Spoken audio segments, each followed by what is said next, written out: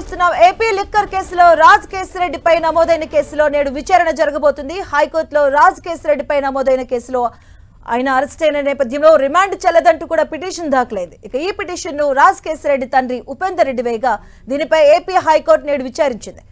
PC act కింద case నమోదు చేశారని, సిఐడి రిమాండ్ చెల్లదని ఉపేందర్ రెడ్డి పిటిషన్ లో పేర్కొన్నారు.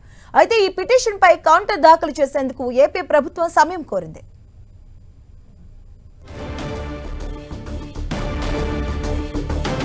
ఇదే అంశానికి సంబంధించిన పూర్తి అప్డేట్స్ మా కరెస్పాండెంట్ దుర్గా అందిస్తారు. దుర్గా,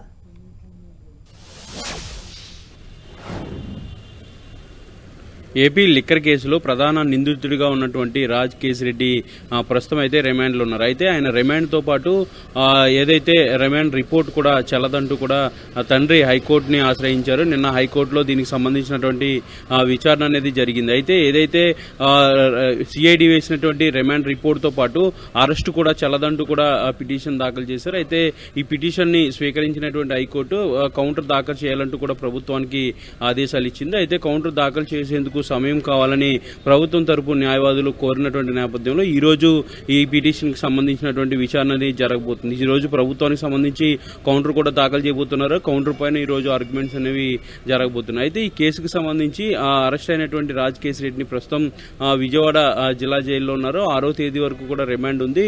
అయితే దీంతో పాటు కస్టడీకి ఇవ్వాలి రాజ్ కేసిరెడ్డిని అంటూ కూడా ఇప్పటికే పోలీసులు పిటిషన్ కూడా కోర్టులో దాఖలు చేసినటువంటి పరిస్థితి. అయితే ఏదైతే హైకోర్టుని ఆశ్రయించారో తండ్రి ఉపేందర్ రెడ్డి హెబాసియస్ కార్పస్ పిటిషన్ ని దాఖలు చేశారు.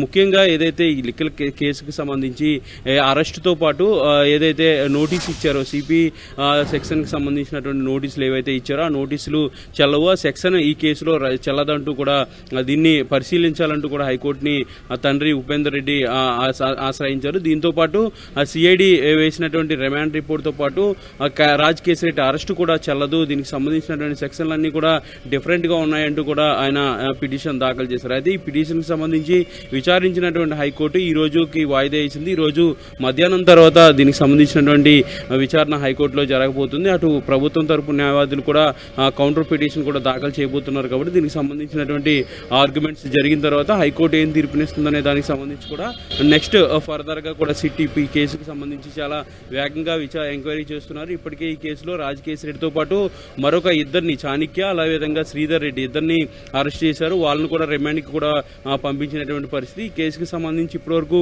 3 అరెస్ట్ అయ్యారు. మరికొంతమంది అరెస్టులు కూడా ఉంటాయంటూ కూడా సిట్ అధికారులు చెప్తున్నారు. కేసులో కీలకంగా ఉన్నటువంటి రాజ్ కేసిరెడ్డిని కస్టడీకి తీసుకుని విచారించినట్లయితే మరిన్ని విషయాలు తెలుస్తాయి. ఆధారాలన్నీ కూడా సేకరించిన తర్వాత ఈ కేసులో ముందుకు వెళ్లేందుకు అవకాశం ఉంటుందంటూ కూడా ఆ సిట్ అధికారులు భావిస్తున్నారు. ఇందులో భాగంగానే ఆల్రెడీ సిఐడి కోర్టులో కస్టడీకి సంబంధించినటువంటి పిటిషన్ కూడా దాఖలు చేశారు. అయితే హైకోర్టులో ఈ పిటిషన్ పెండింగ్ ఉంది కాబట్టి హైకోర్టులో క్లారిటీ వచ్చిన తర్వాత సిఐడి కోర్టులో దీనికి సంబంధించినటువంటి విచారణ కూడా జరిగి కస్టడీకి ఇస్తారా లేదా అనే సంబంధించినటువంటి క్లారిటీ కూడా వచ్చే అవకాశం కనిపిస్తుంది. ఏదైనప్పటికీ కూడా రాజ్ కేసిరెడ్డి తండ్రి ఉపేందర్ రెడ్డి వేసినటువంటి పిటిషన్ కి సంబంధించి ఈ రోజు ప్రభుత్వం నుంచి కౌంటర్ కూడా దాఖలవుతుంది. కాబట్టి ఈ రోజు విచారణ జరిగే అవకాశం కనిపిస్తుంది. Okay, thank you Durga.